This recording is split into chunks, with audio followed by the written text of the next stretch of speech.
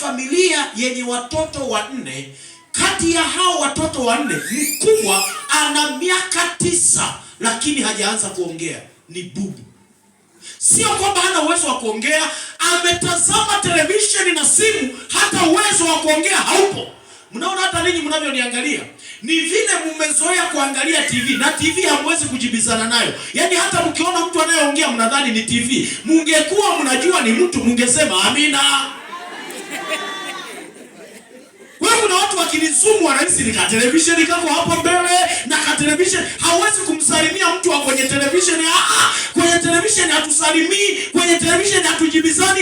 Wale watoto wote wanne bado ni mabubu. Vikiangalia tu hapa kina Tom Jerry viko hapo, vinarukaruka tu. Hawajui hata kuita mama. Nikajaribu kuwatafuta madaktari kadhaa walisaidia research. Hivi mtoto aliyezoea kuangalia simu, aliyezoea kuangalia televisheni, moja ya madhara yanayoweza kumkumba ni yapi? Wakaniambia madhara 6, lakini kati ya hayo 6 kimojawapo, atachelewa kuongea, maana hana uzoefu wa kuzungumza. Ndio maana leo tuna watoto wa ajabu. They cannot speak out. Wameinama ni kwenye simu, hawana uwezo wa kuongea. Ndio maana baadaye wanakuwa ni watu wazima. Kwenye darasa la lesoni mkimwita mama fulani, hebu tuambie lesoni ya leo umeielewaje? Siko mbali na mwalimu aliyesema. Ila mkute kwenye umbea anachangia kana kwamba yeye ndiye mwalimu.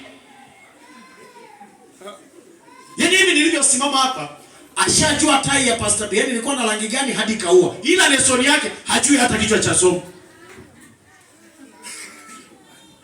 Sikiliza niwaambie marafiki, ni kweli familia ya Elimeleki ilikuwa inapitia njaa. Ni kweli kabisa, sikatai na wala sibishi. Ni kweli kulikuwa na maafa ya njaa. Lakini ngoja nikwambie, njaa isikufanye umkane Bwana.